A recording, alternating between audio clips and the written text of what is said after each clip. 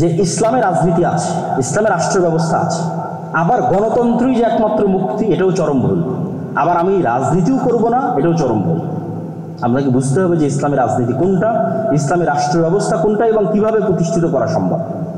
এবার বাস্তব উদাহরণে আসি, একদম প্র্যাকটিক্যাল উদাহরণে আসি। এই যে জুলাই বিপ্লবের কথা বলা হয়, 2000 মানুষ জীবন দিল, এই 2000 লাশের বিনিময়ে এখন পর্যন্ত শিরকি জাতীয় সঙ্গীতের জায়গাতেই আছে। কি হয়েছে? কিছু হয়নি। 1972 সালে হুবহু ভারতের সংবিধানকে কপি করে যে সংবিধান তৈরি করা হয়েছে, ওই সংবিধানের জায়গাতেই আছে। আর কত উদাহরণ নেবেন? তাহলে কোনো চেঞ্জ নাই। তাহলে কেন এটা রাখা হলো? এটাই আমি বলি যে এটা হচ্ছে প্রিম্যাচিউর ডেলিভারি, মানে বাচ্চা হওয়ার সময় হওয়ার আগেই যদি বাচ্চা হয়ে যায় তাহলে এরকমই হয়। কেননা প্রকৃত ইসলামের উত্থান তখনই সম্ভব যখন আগের কাঠামো পরিপূর্ণ ধ্বংস হয়ে যাবে। তখন আগের কাঠামো বজায় রেখে পূর্ণাঙ্গ ইসলাম প্রতিষ্ঠা সম্ভব নয়।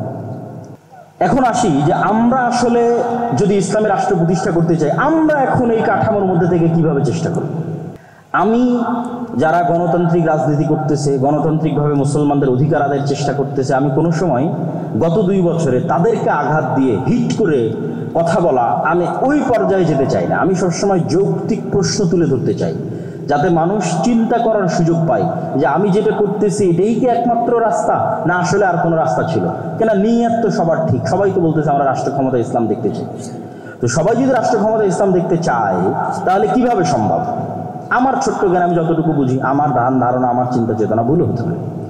আজকে যদি বাংলাদেশের সকল মানুষ আমাকেও ভোট দেয়, আমি বাংলাদেশের ক্ষমতায় গিয়ে ইসলাম প্রতিষ্ঠা করতে পারবো না। কেন? আপনাকে বলি, একটু বুঝিয়ে বলি। আজকে আপনি যত সুযোগ সুবিধা ভোগ করতেছেন, বিদ্যুৎ চলতেছে, জেনারেটর চলতেছে, ক্যামেরা চলতেছে, মোবাইল চলতেছে, ইন্টারনেট, নেটওয়ার্ক, বিদেশে হাজার হাজার মানুষ কাজ করতেছে, আমেরিকাতে, ইউরোপে, সৌদি আরবে ইনস্ট্যান্ট টাকা বাংলাদেশে পাঠিয়ে দিচ্ছে। বাংলাদেশের সাথে সারা বিশ্বের কত বড় বড় ব্যবসায়ী ডলারের ভিত্তিতে ব্যবসা করতেছে। কালকে মনে করেন আজ সারা বাংলাদেশের মানুষ আবেগে হুজুগে আমাকে ভোট দিয়ে দিল যে ঠিক আছে, আজকে আমি বাংলাদেশের ক্ষমতার মালিক হয়ে গেলাম একচ্ছত্রভাবে। এবার আমি স্ট্রিক্টলি ইসলাম বাস্তবায়ন করতে যাচ্ছি। যখন আমি স্ট্রিক্টলি ইসলাম বাস্তবায়ন করতে যাব, তখন বিশ্বের যারা মোড়ল আছে তারা কি আমার সাথে থাকবে না আমার শত্রুতা করবে? শত্রুতা করবে, আমার সাথে থাকবে না। তাহলে বিশ্বের মোড়লরা যখন আমার সাথে শত্রুতা করবে, আমি আপনাকে বিদ্যুৎও দিতে পারবো না, আপনার বাড়িতে এসিও চলবে না, আপনার বাড়িতে ফ্যানও চলবে না, তারপর আপনি বহির্বিশ্বের সাথে ব্যবসা করতেছেন সেটাও চলবে না, খুব ভোগবিলাসী জীবনযাপন করছেন সেটাও চলবে না, আইফোন ইউজ করতে পারবেন না, তারপর হয়তো অ্যান্ড্রয়েড ফোন ইউজ করতে পারবেন না। যত রকমের বাধা তৈরি হতে পারে, সংকুচিত হয়ে যেতে পারে আপনার রিজিকের রাস্তা, আপনার আরাম আয়েশের রাস্তা, ভোগবিলাসের রাস্তা। যতভাবে আমেরিকা পাবন্দি দিয়ে, মানে এই রাষ্ট্রের উপর পাবন্দি চাপিয়ে যতভাবে আপনাকে সংকুচিত করবে, তখন আপনার বাঁচবেন কিভাবে? বাঁচার রাস্তা কি? আজকে হিন্দুরা রাষ্ট্র প্রতিষ্ঠা করেছে হিন্দুত্ববাদী আদর্শের উপর কট্টর হওয়ার মাধ্যমে। তো মুসলমানেরা একদিনে রাষ্ট্র তৈরি করতে পারবে, ইসলামী রাষ্ট্র। শুধু বলতে হবে যে হিন্দুরা যেমন সাহস করে বলতে পেরেছে যে না, আমাদের হিন্দুত্ববাদকে আমরা রাষ্ট্রে প্রতিষ্ঠা করব, মুসলমানদেরকে সাহস করে বলতে হবে যে না, আমরা কট্টরভাবে ইসলামে বিশ্বাসী এবং রাষ্ট্রে ইসলাম প্রতিষ্ঠা করব। ন্যায় যেখানে নাই, ওই রাষ্ট্র ব্যবস্থা ভেঙে পড়বে। গত 16 বছর যে রাষ্ট্র ব্যবস্থা চলেছে ভেঙে গেছে, টিকতে পারেনি। ন্যায় না থাকলে কোনো রাষ্ট্র ব্যবস্থা টিকবে না। আসাবিয়া লাগবে, নিজের দিনের উপর শক্ত হতে হবে। 2 নম্বর, ন্যায় প্রতিষ্ঠার প্র্যাকটিস শুরু করতে হবে। 3, মুকাদ্দাম ইবনে খালদুন তিনি লিখেছেন যত রাষ্ট্র ধ্বংস হয়ে গেছে ভোগ বিলাসিতার কারণে, এবং 4 নম্বর দুর্নীতির কারণে ধ্বংস হয়ে গেছে। ইসলামী রাষ্ট্র মানে সবাই হিজাব করবে, সবাই পর্দা করবে, সবাই নামাজি হবে, এটা তো অবশ্যই আছে। কিন্তু সবাই ধরেন সালাত আদায় করলো, সবাই হিজাব করলো, পর্দা করলো, কিন্তু সবাই একজন আরেকজনের উপর জুলুম করতেছে, তাহলে এটা ইসলামী রাষ্ট্র নয়। সবাই উমরা করে এসে, হজ করে এসে, রাতে তাহাজ্জুদের সালাত আদায় করে এসে ঘুষ খাচ্ছে, সুদ খাচ্ছে, মানুষকে হত্যার আদেশ দিচ্ছে, এটা ইসলামী রাষ্ট্র নয়। ইসলামী রাষ্ট্র মানে যেখানে প্রত্যেকটা মানুষ তার ন্যায় বুঝে পাবে, 1 টাকাও দুর্নীতি হবে না, সেটা ইসলামী রাষ্ট্র। যে রাষ্ট্রের দুর্নীতি আছে ওই রাষ্ট্র টিকবে না, যে রাষ্ট্রে অন্যায় আছে ওই রাষ্ট্র টিকবে না, আর যে রাষ্ট্রের মানুষ ভোগ বিলাসী সে রাষ্ট্রও টিকবে না। আর সবাই চাইবে যে আমরা ভোগ বিলাসী থাকি, আমি সব শেষে বলবো যে আমরা কিভাবে ইসলামী রাষ্ট্র প্রতিষ্ঠা করতে পারি, সব শেষে গিয়ে আলোচনা করব। দেখবে যে মধ্যযুগীয় অন্ধকার বা অন্ধকারাচ্ছন্ন মধ্যযুগ বা বর্বর মধ্যযুগ, তো মানুষ মনে করে যে বর্বর অন্ধকারাচ্ছন্ন মধ্যযুগ তার মানে হয়তো সবই অন্ধকারাচ্ছন্ন মধ্যযুগ। যেমন বিজ্ঞানীরা, সমাজ বিজ্ঞানের ইতিহাস লেখে যে একটা ছিল প্রস্তর যুগ, একটা ছিল অমুক যুগ তুমুক যুগ, বিবর্তনের মাধ্যমে অনেক পরে এসে মানুষ সভ্য হয়েছে। এগুলো সব ডাহা মিথ্যা কথা। একদম সৃষ্টি জগতের প্রথম দিন থেকে আদম আলাইহিস সালাতু ওয়াস সালাম সম্পূর্ণরূপে সবচেয়ে শিক্ষিত, সবচেয়ে জ্ঞানী, সবচেয়ে সভ্য মানুষ। কিন্তু এগুলো সব বানোয়াট ইতিহাস। তো ঠিক মধ্যযুগ বলে মনে হয় যে কি এক অন্ধকারাচ্ছন্ন পৃথিবীতে ছিল। এই মধ্যযুগের অন্ধকারটা মূলত ইউরোপের অন্ধকার। 1500 শতক থেকে নিয়ে 1800 শতক যদি আমরা কল্পনা করি, বা 1000 থেকে নিয়ে 1700 শতক যদি কল্পনা করি যে ইউরোপের মধ্যযুগ, তাহলে ইউরোপ ছিল অন্ধকারে। কিন্তু তখন মুসলমানদের অন্ধকার যুগ নয়। মুসলমানেরাই তো পৃথিবীতে শিক্ষা এবং সভ্যতা নিয়ে এসেছে। মুসলমানদের কোনো সমস্যা ছিল না, মুসলমানদের কোনো প্রবলেম ছিল না, সমস্যা ছিল ইউরোপের মানুষের। কিন্তু তারাও তো মানুষ, যেহেতু তারা সমস্যার মধ্যে পড়েছে তারা তো সমাধান খুঁজবে। সুতরাং তাদের সমাধান খোঁজার চেষ্টা করাটা লজিক্যাল। তো ইউরোপের মানুষেরা কি সমস্যায় পড়েছে? ইউরোপে চার্চগুলো, খ্রিস্টানদের চার্চগুলো এতটাই পাওয়ারফুল ছিল, পাদ্রীভিত্তিক রাষ্ট্র ব্যবস্থা এতটাই জালেম ছিল, ধর্মকে কেন্দ্র করে মানুষকে এমনভাবে কুক্ষিগত করা হয়েছে, পাদ্রীদের কাছে মানুষের অধিকার, মানুষের জমি, মানুষের সম্মান এমনভাবে কুক্ষিগত রাখা হয়েছে যে ন্যূনতম জ্ঞানের চর্চার জন্য মানুষের ফাঁসি হয়েছে ইউরোপে। এই জন্য তারা বলে অন্ধকার যুগ। মুসলমানেরা তো জন্ম থেকে জ্ঞান চর্চা করে, ইউরোপেরাও জ্ঞান মুসলমানদের কাছে শিখেছে। যখন লন্ডনের রাজপথে মানুষ কোথায় পায়খানা করবে সেটার জন্য আলাদা জায়গা ছিল না, তখনও স্পেনের রাজধানী কর্ডোবার রাস্তায় লাইট জ্বলত, লাইব্রেরিতে মানুষ জ্ঞান অর্জন করত, বড় বড় বিশ্ববিদ্যালয় ছিল।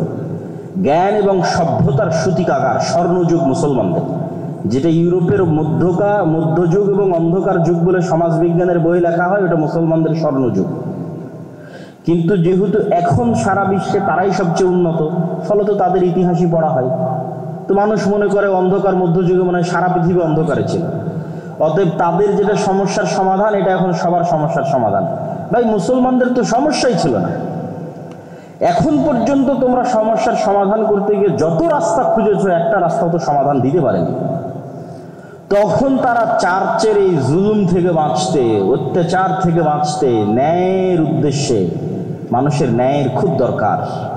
ন্যায় যেখানে থাকে না মানুষ সেখানে বসবাস করতে পারে না। প্রচুর প্রয়োজন মানুষের ন্যায়ের। ন্যায়ের উদ্দেশ্যে ফরাসি বিপ্লব হয় 1700 খ্রিস্টাব্দের শেষের দিকে। ফরাসি বিপ্লবের মাধ্যমেই মূলত রাষ্ট্র থেকে ধর্ম আলাদা হয়ে যায় ইউরোপে। মুসলমান দেশগুলোর কথা বলতেছি না, কেননা তখনও মুসলমানদের খেলাফত রানিং, উসমানীয় খেলাফত, মুসলমানদের কোনোই সমস্যা ছিল না। তো ইউরোপেরা তাদের সমস্যা সমাধান করার জন্য যেই রাষ্ট্র ধর্মের কাছে কুক্ষিগত হয়েছিল, খ্রিস্টান পাদ্রীদের কাছে, তারা ফরাসি বিপ্লব করে রাষ্ট্রকে পাদ্রীদের চার্চ থেকে মুক্ত করলো এবং বললো আজ থেকে রাষ্ট্র চলবে ধর্ম আর রাষ্ট্র আলাদা। সমস্যা তাদের ছিল, সমাধান তারা খুঁজে বের করেছে, কিন্তু এটাও তাদের সমাধান দিতে পারেনি। এটার মধ্যে দিয়ে আসলো সেকুলারিজম, ধর্মনিরপেক্ষ মতবাদ। কিন্তু এই সেকুলারিজম তাদের নিয়ে গেল সীমাহীন মাত্রাতিরিক্ত ব্যক্তি স্বাধীনতা, যেটাকে বলা হয় লিবারালিজম। যার যেটা মন চাইবে সে সেটা করবে, যার মন চাইবে উলঙ্গ হয়ে ঘুরবে তো উলঙ্গ হয়ে ঘুরবে। কেননা এগুলো তো সব ধর্ম দিয়ে এগুলো শাসনগুলো কায়েম রাখা ছিল। তো তারা চরমভাবে ধর্ম বিদ্বেষী হয়ে গেল, চার্চ বিমুখ হয়ে গেল। অতএব আমরা এখন আমাদের মতো কাপড় চোপড় পরবো, আমাদের মতো ঘুরবো, যা মনে, যার যা মনে লাগে। ছেলে যদি বলে যে আমি মেয়ে হব, মেয়ে যদি বলে আমি ছেলে হব, লিবারালিজম, ব্যক্তি স্বাধীনতা। কিন্তু ব্যক্তি স্বাধীনতার মাধ্যমে সভ্যতার পতন হয়, যেটা মুকাদ্দমা ইবনে খালদুন লিখেছেন। এবং এই সভ্যতারও পতন হবে। যে সভ্যতা এখন আমেরিকা এবং ইউরোপ কেন্দ্রিক চলতেছে, এই সভ্যতা বেশি দিন টিকবে না, এই সভ্যতা ধ্বংস হয়ে যাবে। ঠিক যেভাবে আদ সামুদের সভ্যতা ধ্বংস হয়ে গেছে, লুত জাতির সভ্যতা ধ্বংস হয়ে গেছে, ভোগ বিলাসীওয়ালা সভ্যতা, ব্যক্তি স্বাধীনতাওয়ালা সভ্যতা বেশি দিন টিকে না, ধ্বংস হয়ে যায়। তো ধর্মের বিরুদ্ধে গিয়ে সেকুলারিজম, ধর্মনিরপেক্ষ মতবাদ, সেটার মাধ্যমে ব্যক্তি স্বাধীনতা, পুঁজিবাদ, যার যত টাকার মালিক হওয়ার ইচ্ছা সে তত টাকা হবে, যেটা কিছুক্ষণ আগে আমার শ্রদ্ধেয় পিতা শেখ আব্দুর রাজ্জাক বিন ইউসুফ আলোচনা করছিলেন। সুদী অর্থনীতি, এটা পুঁজিবাদী অর্থনীতি। যে যত বেশি পরিমাণে পারে টাকা উপার্জন করে নেবে, আর একজন যদি গরিব থেকে গরিব হয় কোনো সমস্যা নেই। তো যখন এই পুঁজিবাদী অর্থনীতি এবং মাত্রাতিরিক্ত ব্যক্তি স্বাধীনতার চর্চা হলো, তখন আসলো সমাজতন্ত্র। যে না, এইভাবে তো সমাজ চলতে পারে না, একজন মালিক হতে হতে কোটি টাকার মালিক হচ্ছে, আর একজন শ্রমিক হিসেবে তার কাজ করে খেতে খেতে তার দিন চলে না, এভাবে চলতে পারে না। আর ব্যক্তি স্বাধীনতার নামে মানুষ যা ইচ্ছা তাই করতেছে, এভাবে চলতে পারে না, এভাবে সমাজ ধ্বংস হয়ে যাচ্ছে। অতএব সমাজকে বাঁচাতে হলে সমাজে সবাই সমান, এটার নাম সমাজতন্ত্র। সমাজে সবাই সমান, কেউ কারো চেয়ে বেশি নয়, সবাই সেম নিয়ম মেনে চলবে, সেম মূলনীতি মেনে চলবে, সেম কাপড় পরিধান করবে, সবাই মিলে টাকা উপার্জন করবে, করে এসে সবাই মিলে সমানভাবে ভাগ করে নেবে, কেউ ব্যক্তিগতভাবে আলাদা টাকার মালিক হতে পারবে না। এটার উত্থান ঘটল রাশিয়াতে, কার্ল মার্কস, লেনিন, চায়নাতে। তাহলে দেখেন জুলম থেকে বাঁচতে মানুষ কত দিকে দৌড়াচ্ছে। এগুলো একটাও মুসলমানদের সমস্যা নয়। মুসলমানেরা স্বর্ণযুগে ছিল, স্বর্ণযুগ, এবং এখন পর্যন্ত পৃথিবী সমাধান খুঁজতে গিয়ে যত রাস্তা বের করেছে, একটাও মানুষকে নিরাপত্তা, ন্যায় এবং শান্তি দিতে পারেনি। এখন পর্যন্ত দিতে পারেনি, কিয়ামত পর্যন্ত দিতে পারবে না, সম্ভব নয়। তারপরে সমাজতন্ত্রের উত্থান হলো। একটা পর্যায়ে দেখা গেল সমাজতন্ত্র কাজ করে না, মানুষের মনের মধ্যে একটু হলো ব্যক্তি স্বাধীনতার চাহিদা আছে। ফলত এখন চায়নায় কি চলতেছে? চায়নায় গণতান্ত্রিক স্বৈরতন্ত্র চলতেছে, মিক্সিং, না গণতন্ত্র না স্বৈরতন্ত্র, গণতান্ত্রিক স্বৈরতন্ত্র, না সমাজতন্ত্রের অর্থনীতি না পূর্ণ পুঁজিবাদী অর্থনীতি, সমাজতান্ত্রিক পুঁজিবাদ। চায়না তো একই অবস্থা, রাশিয়া তো একই অবস্থা। তাহলে এখন সমগ্র পৃথিবীতে সবচেয়ে বেশি যে আইডিওলজি, যে আদর্শের উপর মানুষ আছে, সেটা হচ্ছে শাসন ব্যবস্থা চলবে ডেমোক্রেটিক ওয়েতে, গণতান্ত্রিক ওয়েতে, অর্থনীতি চলবে পুঁজিবাদী সুদী অর্থনীতিতে। সমাজতন্ত্র আদর্শিকভাবে এটার সাথে ফাইট দিয়ে টিকতে পারেনি, বিদায় নিয়েছে। কেননা তুলনামূলক গণতন্ত্র রাজতন্ত্রের চাইতে ভালো, তুলনামূলক গণতন্ত্র স্বৈরতন্ত্রের চাইতে ভালো, তুলনামূলক পুঁজিবাদী সিস্টেম মানুষের কাছে সমাজতন্ত্রের চাইতে ভালো। তুলনামূলক স্বৈরতন্ত্রে থাকলে আপনি কথাও বলতে পারবেন না, দাওয়াতি কাজও করতে পারবেন না, মানুষকে ডাকতেও পারবেন না। গণতন্ত্রের নামে অন্তত আপনি বক্তব্য দিতে পারছেন, মানুষকে ডাকতে পারছেন, আলোচনা করতে পারছেন, প্রতিবাদ করতে পারছেন। তো এই জন্য এখন পর্যন্ত এই সিস্টেমের উপর পৃথিবী দাঁড়িয়ে আছে। এখন সমস্যা হচ্ছে এই সমাধানগুলো খুঁজে বের করেছে ইউরোপিয়ানরা তাদের সমস্যার সমাধান করতে গিয়ে, আর এগুলো প্রত্যেকটার সমাধান ইসলামে আগে থেকেই মজুদ আছে। যেমন ইসলামে রাষ্ট্র চলবে না ডেমোক্রেটিক ওয়েতে, ইসলামে অর্থনীতি চলবে সমাজতান্ত্রিক ওয়েতে না পুঁজিবাদী ওয়েতে, ইসলামে রাষ্ট্রের খেলাফাহ সিস্টেম, এটা বর্তমান যে পার্লামেন্টারি সিস্টেম আছে তার চেয়ে শতগুণ উন্নত, স্বৈরতন্ত্র এবং রাজতন্ত্রের চেয়ে শতগুণ উন্নত। সবচেয়ে ব্যালেন্সড হচ্ছে খেলাফা। এখানে যেমন খলিফা আল্লাহর কাছে দায়বদ্ধ, ঠিক তেমনি সে পরিপূর্ণরূপে স্বৈরাচারও তার পক্ষে হওয়া সম্ভব নয়, কেননা শুরার হাতে ক্ষমতা আছে। আর এই গণতান্ত্রিক ওয়েতে যে আমলাতান্ত্রিক জটিলতা তৈরি হয়েছে, হাসনাত আব্দুল্লাহ কয়েকদিন আগে বক্তব্যে বলতেছিল যে এই রুম থেকে চিঠি লেখে পাশের রুমে পাঠানোর জন্য, ওই চিঠি আবার পোস্ট অফিসে যায়, পোস্ট অফিস থেকে তারপরে পাশের রুমে আসে। মানে আপনি কোনো একটা কাজ করতে যাবেন সচিবালয়ে, তো এই গণতান্ত্রিক সিস্টেম যেইভাবে আমলাতান্ত্রিক জটিলতা তৈরি করে রেখেছে, কোনো একটা কাজ 5 বছরের নিচে 10 বছরের নিচে বের করা সম্ভব নয়। কোনো একটা মামলা 20 বছরের নিচে, 40 বছরের নিচে, 50 বছরের নিচে মানুষের সমাধান করা সম্ভব নয়। তাহলে এই সিস্টেম কি ন্যায় দিতে পারবে? কোশ্চেনকালেও এই সিস্টেম ন্যায় দিতে পারবে না। কিন্তু খেলাফা খুব ট্রান্সপারেন্ট, খুব সহজ, দ্রুত মানুষের দরজায় ন্যায় পৌঁছে দেওয়া। এটা হচ্ছে ইসলামী রাষ্ট্র ব্যবস্থার মূলনীতি। সবচেয়ে মানুষের উপকারী রাষ্ট্রীয় ব্যবস্থা হচ্ছে খেলাফা। আহলুল হাল্লি ওয়াল আকদ, যারা জ্ঞানী গুণী ব্যক্তি, তারা একত্রিত হয়ে বসে নিজেকে বাদ দিয়ে চিন্তা করবে কে নেতৃত্বের যোগ্য। যেমন এখন যে সরকারেরা ক্ষমতায় আছে, এরা যে কোনো রাজনৈতিক সরকারের চাইতে ন্যূনতম হলো ভালো দেশ চালানোর চেষ্টা করবে, অথবা চেষ্টা করেছে। যা পরে যারা আসবে তারাও বুঝবে, আগে যারা চলে গেছে তারাও বুঝবে। কেন?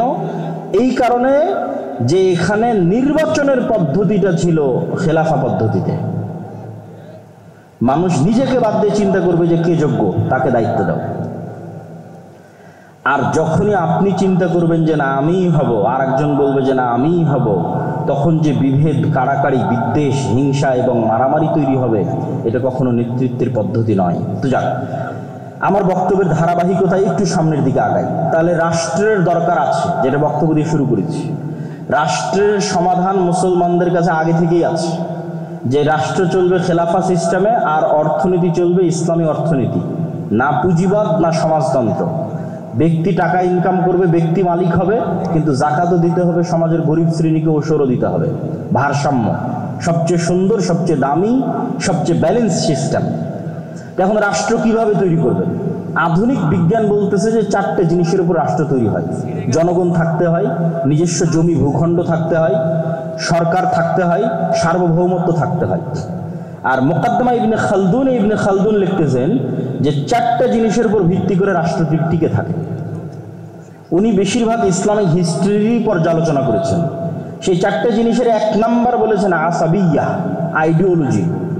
নির্দিষ্ট আদর্শের উপর কট্টর হওয়া, নির্দিষ্ট আদর্শের উপর শক্ত হওয়া, এটা ছাড়া কোনোদিন রাষ্ট্র প্রতিষ্ঠা হয় না। যেমন যারা সমাজতান্ত্রিক রাষ্ট্র প্রতিষ্ঠা করেছে, ওরা সমাজতন্ত্রের আদর্শের উপর খুব কট্টর, খুব শক্ত ছিল। আজকে যারা গণতান্ত্রিক রাষ্ট্র প্রতিষ্ঠা করতেছে, তারা সবাই দেখবেন, সবার মুখে বলি যে গণতন্ত্রই মুক্তি, গণতন্ত্রই মুক্তি, সবাই বলবে, বাক্য বিনা বাক্য ব্যয় বলবে। তার মানে গণতন্ত্রের উপর কট্টর হওয়াই গণতান্ত্রিক রাষ্ট্র প্রতিষ্ঠার মূল শর্ত। সমাজতন্ত্রের উপর কট্টর হওয়াই সমাজতান্ত্রিক রাষ্ট্র প্রতিষ্ঠার মূল শর্ত। আজকে ইসরায়েলেরা রাষ্ট্র প্রতিষ্ঠা করেছে ইহুদিবাদের উপর কট্টর হওয়ার মাধ্যমে। আজকে হিন্দুরা রাষ্ট্র প্রতিষ্ঠা করেছে হিন্দুত্ববাদী আদর্শের উপর কট্টর হওয়ার মাধ্যমে। তো মুসলমানেরা একদিনে রাষ্ট্র তৈরি করতে পারবে, ইসলামী রাষ্ট্র। শুধু বলতে হবে যে হিন্দুরা যেমন সাহস করে বলতে পেরেছে যে না আমাদের হিন্দুত্ববাদকে আমরা রাষ্ট্রে প্রতিষ্ঠা করব, মুসলমানদেরকে সাহস করে বলতে হবে যে না আমরা কট্টরভাবে ইসলামে বিশ্বাসী এবং রাষ্ট্রে ইসলাম প্রতিষ্ঠা করব। যখন কট্টরভাবে বলতে পারবেন, সেই দিন রাষ্ট্র প্রতিষ্ঠা হয়ে গেছে। আসাবিয়া, খুব শক্ত হতে হবে নিজের দিনের উপর, নিজের ধর্মের উপর। এটাই স্বাধীনতা, এটাই ইসলামী রাষ্ট্র প্রতিষ্ঠার মূল শর্ত। এবং উখুওয়াত, ভ্রাতৃত্ব তৈরি হবে মানুষের ইসলামিক আইডিওলজির উপর ভিত্তি করে, কালিমাতু লা ইলাহা ইল্লাল্লাহর উপর ভিত্তি করে। 2 নম্বরে উনি বলছেন রাষ্ট্র প্রতিষ্ঠার জন্য ন্যায় লাগবে। রাষ্ট্র টিকে থাকে ন্যায়ের উপর ভিত্তি করে। কেন? রাষ্ট্রের বিচারকরা, রাষ্ট্রের সরকারেরা মূলত আল্লাহ সুবহানাহু ওয়া তাআলা যে দায়িত্ব পালন করে থাকেন, সেই দায়িত্ব পালনের কাজ করে। আল্লাহ বিচার করবেন, তিনি সকল বিচারকের বিচারক, বিচার করা তার দায়িত্ব, পৃথিবী পরিচালনা করা তার দায়িত্ব। তাহলে সাময়িকভাবে যখন আপনি রাষ্ট্র ক্ষমতার মালিক, তখন আপনি কি কুলিল্লাহুম্মা মালিকাল মুলকি তুতিল মুলকা মান তাশা, আল্লাহর এই বিশাল রাজত্বের মধ্যে ন্যূনতম রাজত্বে সামান্য সময়ের জন্য আল্লাহ আপনাকে দিল। মানে যেটা আল্লাহ সুবহানাহু ওয়া তাআলার গুণ, যে উনি রাজাধিরাজ, মালিকাল মুলক তুতিল মুলকা মান তাশা, ওই গুণ থেকে ন্যূনতম একটা গুণের আল্লাহ সুবহানাহু ওয়া তাআলা সামান্য সময়ের জন্য পৃথিবীর একটা সামান্য অংশের সামান্য ক্ষমতা আল্লাহ সুবহানাহু ওয়া তাআলা আপনার হাতে দিলেন। তো এই জন্য এখানে ন্যায় লাগবে। ন্যায় ছাড়া আল্লাহ সুবহানাহু ওয়া তাআলার আদর্শের সাথে মিলবে না। এখানে আল্লাহ ন্যায় পরায়ণ। ন্যায় যেখানে নাই, ওই রাষ্ট্র ব্যবস্থা ভেঙে পড়বে। গত 16 বছর যে রাষ্ট্র ব্যবস্থা চলেছে ভেঙে গেছে, টিকতে পারেনি। ন্যায় না থাকলে কোনো রাষ্ট্র ব্যবস্থা টিকবে না। আসাবিয়া লাগবে, নিজের দিনের উপর শক্ত হতে হবে। 2 নম্বর, ন্যায় প্রতিষ্ঠার প্র্যাকটিস শুরু করতে হবে। 3, মুকাদ্দাম ইবনে খালদুন তিনি লিখেছেন, যত রাষ্ট্র ধ্বংস হয়ে গেছে ভোগ বিলাসিতার কারণে এবং 4 নাম্বার দুর্নীতির কারণে ধ্বংস হয়ে গেছে। ইসলামী রাষ্ট্র মানে সবাই হিজাব করবে, সবাই পর্দা করবে, সবাই নামাজি হবে, এটা তো অবশ্যই আছে। কিন্তু সবাই ধরেন সালাত আদায় করলো, সবাই হিজাব করলো, পর্দা করলো, কিন্তু সবাই একজন আরেকজনের উপর জুলুম করতেছে, তাহলে এটা ইসলামী রাষ্ট্র নয়। সবাই উমরা করে এসে, হজ করে এসে, রাতে তাহাজ্জুদের সালাত আদায় করে এসে ঘুষ খাচ্ছে, সুদ খাচ্ছে, মানুষকে হত্যার আদেশ দিচ্ছে, এটা ইসলামী রাষ্ট্র নয়। ইসলামী রাষ্ট্র মানে যেখানে প্রত্যেকটা মানুষ তার ন্যায় বুঝে পাবে, 1 টাকাও দুর্নীতি হবে না, সেটা ইসলামী রাষ্ট্র। যে রাষ্ট্রের দুর্নীতি আছে ওই রাষ্ট্র টিকবে না, যে রাষ্ট্রে অন্যায় আছে ওই রাষ্ট্র টিকবে না, আর যে রাষ্ট্রের মানুষ ভোগ বিলাসী সে রাষ্ট্র টিকবে না। আর সবাই চাইবে যে আমরা ভোগ বিলাসী থাকি। আমি সব শেষে বলবো যে আমরা কিভাবে ইসলামী রাষ্ট্র প্রতিষ্ঠা করতে পারি, সব শেষে গিয়ে আলোচনা করব। তো এখন সারমর্মে চলে আসি যে আমাদের কাছে সমাধান আছে, কিন্তু আমরা এই বিশাল গোলক ধাঁধায় পড়ে গেলাম কিভাবে? আমাদেরকে ইউরোপিয়ানরাই এই গোলক ধাঁধায় ফেলে দিয়েছে। ফেলে দেওয়ার সুযোগ কখন পেল? ফেলে দেওয়ার সুযোগ পেল যখন সমগ্র বিশ্বে ইউরোপীয় উপনিবেশ প্রতিষ্ঠিত হলো। 200 বছর যাবৎ প্রায় সমগ্র বিশ্বে ইউরোপ দখল করে নিয়েছিল। এই ইউরোপীয় আজকে মুসলমানদের যত সমস্যা, সব সমস্যার গোড়া হচ্ছে ইউরোপীয় উপনিবেশ। আজকে বাংলাদেশ, পাকিস্তান, ভারত মানচিত্রের সীমানা কে এঁকে দিয়েছে? কাশ্মীর সমস্যা কে এঁকে দিয়েছে? রোহিঙ্গা সমস্যা কারা তৈরি করেছে? ইউরোপীয় উপনিবেশ। আজকে সুদান পরস্পরে মারামারি করতেছে, কে তৈরি করেছে? আফ্রিকার দেশগুলোকে পরস্পরের মধ্যে কারা ভাগ করে নিয়েছে? স্পেন ভাগ করে নিয়েছে, ফ্রান্স ভাগ করে নিয়েছে, ইতালি ভাগ করে নিয়েছে। আফ্রিকার মুসলিম দেশেরা তাদের স্বর্ণ নিজের ইচ্ছা মতো বাইরে বিক্রি করতে পারবে না, নিজের কেন্দ্রীয় ব্যাংকে টাকা রাখতে পারবে না, ইচ্ছা মতো বাইরের দেশ থেকে অস্ত্র কিনতে পারবে না, এগুলো বলে এখনো তাদেরকে গোলাম করে রেখেছে। অথচ পৃথিবীর সবচেয়ে বেশি খনিজ সম্পদ আফ্রিকায় আছে, অথচ পৃথিবীর সবচেয়ে গরিব আফ্রিকার মানুষ। এত বড় বৈপরীত্য জুলুম কারা টিকিয়ে রেখেছে? ইউরোপ টিকিয়ে রেখেছে, ফ্রান্স, ইতালি, স্পেন টিকিয়ে রেখেছে। আজকে ফিলিস্তিনের সমস্যা কারা তৈরি করেছে? একই ভাষায় সব আরবি ভাষায় কথা বলতেছে। সৌদি, কুয়েত, কাতার, বাহরাইন, ফিলিস্তিন, ইরাক, ইরান, সিরিয়া, লেবানন, মিশর, আলজেরিয়া সব আরবিতে কথা বলতেছে। অথচ এক দেশের সাথে আর এক দেশের শত্রুতা, মারামারি, গন্ডগোল। সুদানের মধ্যে মুসলমানেরা মারামারি করতেছে। তো এদের সব এক দেশ থেকে আর এক দেশের মানচিত্রগুলো কারা তৈরি করেছে? ইউরোপেরা তৈরি করেছে। ফিলিস্তিনের মানচিত্র কে তৈরি করেছে? ইসরায়েলের, ওর মধ্যে ইউরোপেরা তৈরি করেছে। মুসলমানদের যে কোনো সমস্যার গোড়ায় হাত দিবেন, দেখবেন ইউরোপীয় উপনিবেশ। ইউরোপীয় উপনিবেশের গোলামির চিহ্ন এখনো মুসলমানেরা বহন করে বেড়াচ্ছে। তো তখনই তারা আমাদের এই রাষ্ট্র কাঠামোটাকে এমন অবস্থায় দাঁড় করিয়ে গেছে যেন এখানে ইসলামী রাষ্ট্র কাঠামো আর প্রতিষ্ঠিত করা সম্ভব না হয়। তাহলে আমাদের বাংলাদেশ, আমাদের আজকের পাকিস্তান, এটা কোন কাঠামোর উপর দাঁড়িয়ে আছে? যতই 1947 বলেন যে স্বাধীনতা পেয়েছি, যতই বলেন 1971 স্বাধীনতা পেয়েছি, আপনি বাংলাদেশের পুলিশ আইন বের করেন, বাংলাদেশের ফাউন্ডেশনের অনুমোদন হবে সেটার আইন বের করেন, যে কোনো আইনে হাত দেন, সব ব্রিটিশ কাঠামোর উপর দাঁড়িয়ে আছে। কাঠামো ওটাই, কাঠামো চেঞ্জ হয়নি।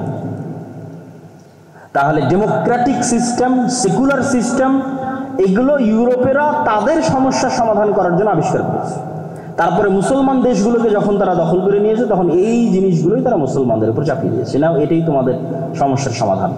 তোমরাও অন্ধকার যুগে ছিলা। আরে মুসলমানরা তো কোনোদিন অন্ধকার যুগে ছিলই না।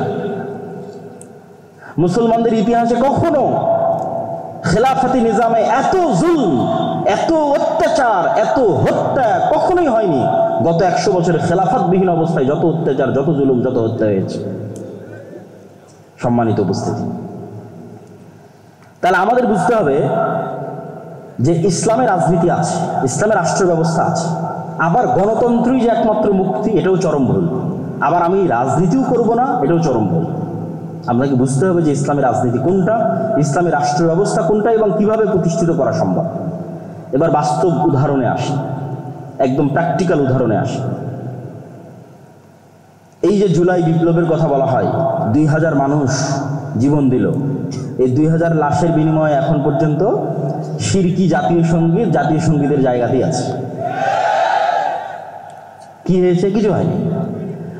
1972 সালে হুবহু ভারতের সংবিধানকে কপি করে যে সংবিধান তৈরি করা হয়েছে, ওই সংবিধানের জায়গাতেই আছে। আর কত উদাহরণ নেবেন? তাহলে কোনো চেঞ্জ নাই।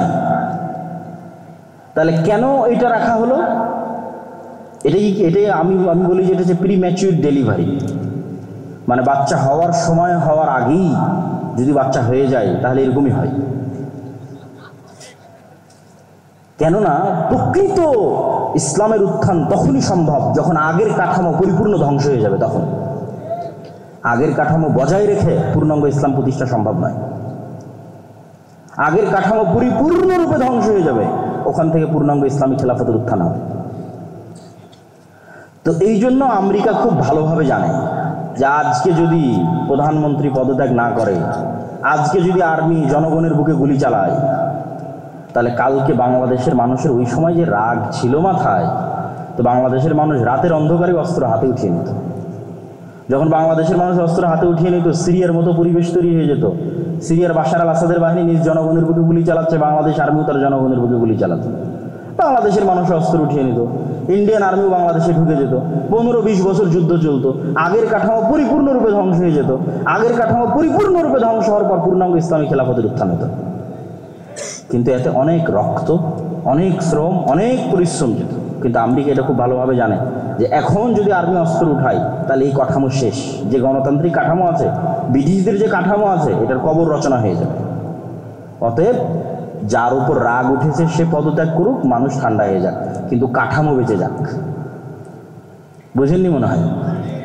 তাহলে সব মানুষের রাগ উঠে গেছে, বাঙালি যেহেতু হুজুগে বাঙালি, যেই মানুষের উপর রাগ উঠে গেছে, বাবা তুমি এখন সরে যাও, সরে গেল, মানুষ সব ঠান্ডা হয়ে গেল, কাঠামো যে কার সেই থাকলো, কোনো পরিবর্তন নাই। এই হলো অবস্থা, সম্মানিত উপস্থিতি। এবং এইভাবেই খেলা হয়। যেহেতু আজকের আধুনিক বিশ্বের মূল ক্ষমতার চাবিকাঠি তাদের হাতে, সুতরাং তারা এইভাবেই খেলে। তাদের কাঠামো তাদের টিকিয়ে রাখতে হবে, কেন কাঠামো ভেঙে পড়লে সেখান থেকে ইসলামের উত্থান হবে। এটা খুব ভয়ঙ্কর জিনিস, সেটা তারাও খুব ভালোভাবে জানে, তাদের জন্য এটা খুবই ভয়ঙ্কর। এখন আসি যে আমরা আসলে যদি ইসলামের রাষ্ট্র প্রতিষ্ঠা করতে চাই, আমরা এখন এই কাঠামোর মধ্যে থেকে কিভাবে চেষ্টা করব।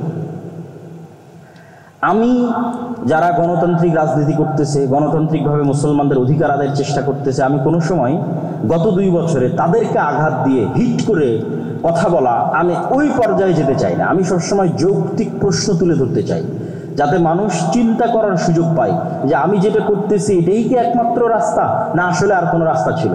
কেন নিয়ত তো সবার ঠিক, সবাই তো বলতেছে আমরা রাষ্ট্র ক্ষমতা ইসলাম দেখতে চাই। তো সবাই যদি রাষ্ট্র ক্ষমতা ইসলাম দেখতে চায় তাহলে কিভাবে সম্ভব? আমার ছোট্ট জ্ঞান, আমি যতটুকু বুঝি, আমার ধারণা, আমার চিন্তা চেতনা ভুল হতে পারে।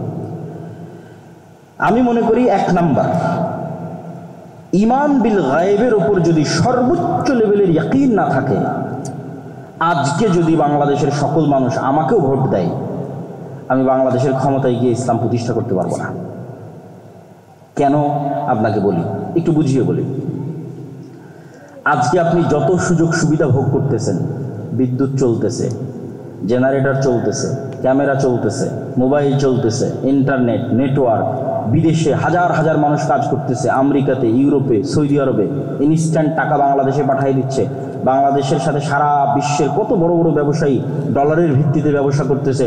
কালকে মনে করেন আজ সারা বাংলাদেশের মানুষ আবেগে হুজুগে আমাকে ভোট দিয়ে দিল যে ঠিক আছে, আজকে আমি বাংলাদেশের ক্ষমতার মালিক হয়ে গেলাম একচ্ছত্রভাবে। এবার আমি স্ট্রিক্টলি ইসলাম বাস্তবায়ন করতে যাচ্ছি।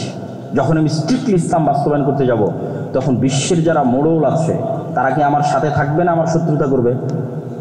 শত্রুতা করবে, আমার সাথে থাকবে না। তাহলে বিশ্বের মোড়লরা যখন আমার সাথে শত্রুতা করবে, আমি আপনাকে বিদ্যুৎও দিতে পারবো না, আপনার বাড়িতে এসিও চলবে না, আপনার বাড়িতে ফ্যানও চলবে না, তারপর আপনি বহির্বিশ্বের সাথে ব্যবসা করতেছেন সেটাও চলবে না, খুব ভোগবিলাসী জীবনযাপন করছেন সেটাও চলবে না, আইফোন ইউজ করতে পারবেন না, তারপর হয়তো অ্যান্ড্রয়েড ফোন ইউজ করতে পারবেন না। যত রকমের বাধা তৈরি হতে পারে, সংকুচিত হয়ে যেতে পারে আপনার রিজিকের রাস্তা, আপনার আরাম আয়েশের রাস্তা, ভোগবিলাসের রাস্তা, যতভাবে আমেরিকা পাবন্দি দিয়ে, এই রাষ্ট্রের উপর পাবন্দি চাপিয়ে যতভাবে আপনাকে সংকুচিত করবে, তখন আপনার বাঁচবেন কিভাবে? বাঁচার রাস্তা কি? যদি আপনার আগে থেকে ঈমান থাকতো, ঈমান বিল গায়েব যদি ইয়াকিনের লেভেলে থাকতো, ঈমান বিল গায়েবের একটা হচ্ছে আখিরা, পরকাল, যে এই দুনিয়া কিছুই না, এই দুনিয়াতে মরি বাঁচি এটা কিছুই না, পরকালের সফলতা সবকিছু, এটা মুখের কথা না। যদি ইয়াকিনের লেভেলে থাকতো, আল্লাহ সাহায্য করতে পারে, আল্লাহ সাহায্য করবে, ফেরেশতারা আছে, ফেরেশতাদের মাধ্যমে আল্লাহ সুবহানাহু ওয়া তাআলা সাহায্য পাঠাবে। এই ঈমান যদি ইয়াকিনের লেভেলে থাকতো তাহলে আপনি ধৈর্য ধারণ করতেন, সাথ দিতেন। কিন্তু যেহেতু আপনার ঈমান বিল গায়ব ইয়াকিনের স্তরে নাই, পরের দিন আপনি আমার বিরুদ্ধে রাস্তায় নামবেন। এই বিদ্যুৎ নাই, কারেন্ট নাই, কিছু নাই, কিসের সরকার, ভাগাও, কিসের ইসলাম? কেন আপনি তো যেই লেভেলে আছেন ওই লেভেল থেকে ধাপ করে নিচে নামতে পারবেন না। আফগানিস্তান ওরা টিকে গেছে কেন? পরিপূর্ণ ধ্বংস হয়ে গেছে, মানুষের চাহিদাই নাই।